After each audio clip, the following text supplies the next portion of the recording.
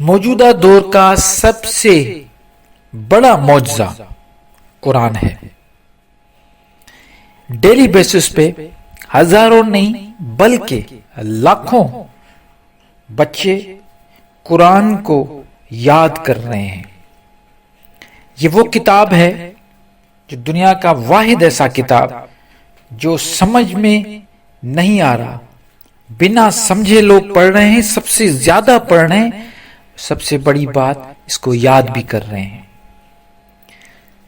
قرآن ایک ایسا کتاب جو تاریخ میں جہاں سے بھی ہمیں جتنی بھی تاریخ ملتی ہے وہاں سے لے کے آج تک اس میں کوئی چینجنگ نہیں ہوئی۔ یہی معجزہ مسلمانوں کے گھروں میں پڑا ہوا ہے، لیکن افسوس کی بات یہ ہے کہ کوئی اس کو سمجھنے کو تیار نہیں۔ قرآن بار بار کہتا ہے تفکر کرو، اللہ کہتا ہے میری آیتوں کو، میری نشانیوں کو سمجھو، غور و فکر کرو، لیکن ہم نے قرآن کو چھوڑ کے دوسری کتابوں کے پیچھے لگ گئے ہم، اور وہاں سے اپنے عقیدے بنانا شروع کیا۔ ہمارے عقیدے بن گئے اور ہم کو کبھی زحمت ہی نہیں ہوئی کہ ان عقیدوں پہ سوچتے ہوئے ہم قرآن سے رجوع کریں۔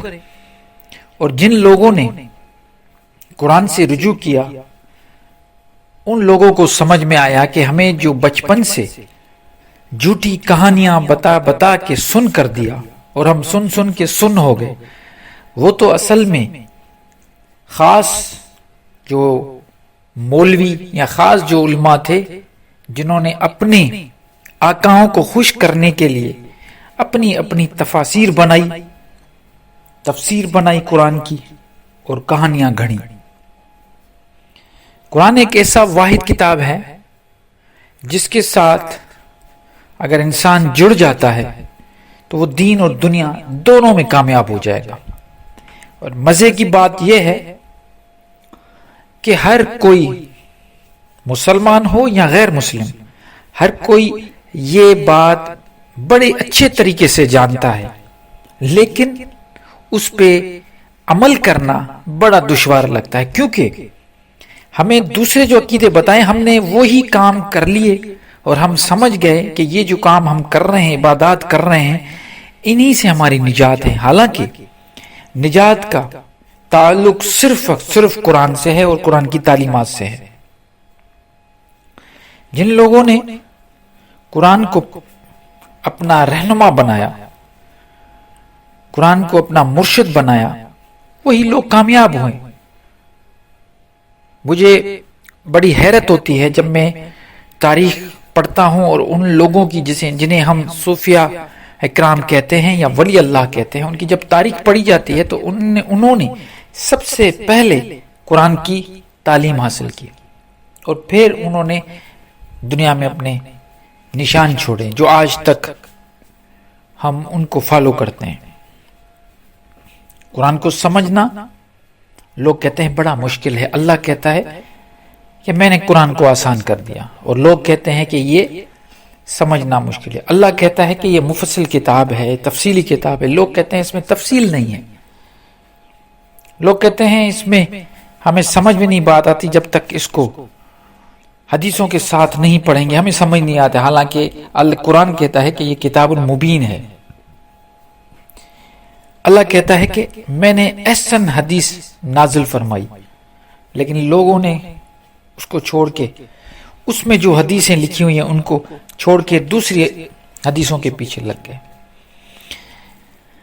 جن لوگوں کو قرآن کی روح سمجھ میں آ جاتی ہے ان کی زندگیاں چینج ہو جاتی ہیں، ان کی زندگی میں کیا اثر پڑتے ہیں اس پہ ہم بات کریں گے۔ سب سے پہلے جب انسان کو قرآن کی تعلیم، اب میں وہ نشانیاں بتانے لگا ہوں، 6 نشانیاں، کہ جب لوگوں کو قرآن کی روح سمجھ میں آتی ہے، روح مطلب اسپرٹ، جو کچھ میسج ہے قرآن میں وہ جب سمجھ میں آ جائے گا تو اس کی ریفلیکشن کیا ہوگی، اس کی 6 نشانیوں پہ بات کروں گا۔ پہلی ریفلیکشن یہ ہوگی کہ قرآن جب سمجھ میں آ جائے گا تو قرآن اتنا متاثر کرے گا اس انسان کو، اس بندے کو، کہ اس میں کائنڈنس، اس میں رحم دلی آ جائے گی. وہ ہر چیز کو جب دیکھے گا تو اس کو یہ معلوم ہوگا کہ یہ ساری چیزیں جو اللہ تعالیٰ نے بنائی ہیں صرف اور صرف انسان کے لیے، تو وہ قدر کرنے لگے گا، نہ صرف انسانوں کی بلکہ جانوروں کی، پرندوں کی، جنگلوں کی، پیڑوں کی، پودوں کی، ہر چیز کی قدر کرے گا وہ، اور اس کے دل میں رحم پیدا ہو جائے گا. دوسرے نمبر پہ اس کی اپنے آپ پہ آنکھ کھل جائے گی. ہمارا مسئلہ یہ ہے کہ ہم نے اپنے آپ پہ اپنی اکاؤنٹیبلٹی نہیں کرتے. ہم دوسروں پہ اپنی آنکھ جمائے بیٹھے ہیں کہ دوسرا کیا کر رہا ہے، ہم دیکھنا چاہتے ہیں، دوسروں کی پوسٹ مارٹم کر رہے ہیں ہم، یہ کر رہا ہے، اس کو یہ کرنا چاہیے تھا، اگر یہ کرتا تو اس میں کامیاب ہو جاتا، یہ جو آج ناکام ہے اس کی وجوہات وہ یہ ہیں. مطلب اپنے حساب سے دوسروں پہ، دوسروں کی غلطیاں، دوسروں میں کیڑے نکالنے. لیکن جس کو قرآن کی روح سمجھ میں آ جائے گی وہ اپنے آپ پہ آنکھ کھولے گا، اس کو پتا چلے گا کہ میں سارا دن کیا کر رہا ہوں، خود کو ٹریک کرے گا، ایک ایک چیز کو دیکھے گا کہ میں کتنا صحیح چل رہا ہوں اور کتنا غلط، کہاں پہ مجھے اپنے آپ کو روکنا چاہیے، اپنی اکاؤنٹیبلٹی کرے گا وہ. اور یہ بہت بڑا ایک سبق ہے قرآن کا کہ اپنے آپ پہ آنکھ کھل جائے. اس کے بعد جب اپنے آپ پہ آنکھ کھل جائے گی، تیسرے نمبر پہ بات آتی ہے معاملات کی. اس کے جو معاملات ہیں اس میں پازیٹیو چینجنگ آنا شروع ہو جائے گی. جو لوگوں کے ساتھ اس کی میل جول ہے اس میں پازیٹیو چیزیں شامل ہونا شروع ہو جائیں گی. اس کے بعد جب یہ ساری چیزیں ہو جائیں گی تو کیونکہ یہ اللہ کا کلام ہے تو اللہ کے ساتھ اس کا تعلق جڑ جائے گا، اس کی محبت، ایک ایسی محبت جو جیسے ہم بچپن سے اللہ کا نام سنتے آئے ہیں، ہمیں وہ اٹریکشن نہیں ہے، لیکن جب قرآن پڑھیں گے تو وہ اٹریکشن پیدا ہو جائے گی اور عجیب قسم کا ایک تعلق جڑ جائے گا. اور پانچویں نمبر پہ وہ شکر گزار ہو جائے گا. اس کو یہ معلوم ہو جائے گا کہ جو کچھ ہے میرے پاس اس کا بھی شکر کروں، جو کچھ نہیں ہے اس کا بھی میں شکر کروں.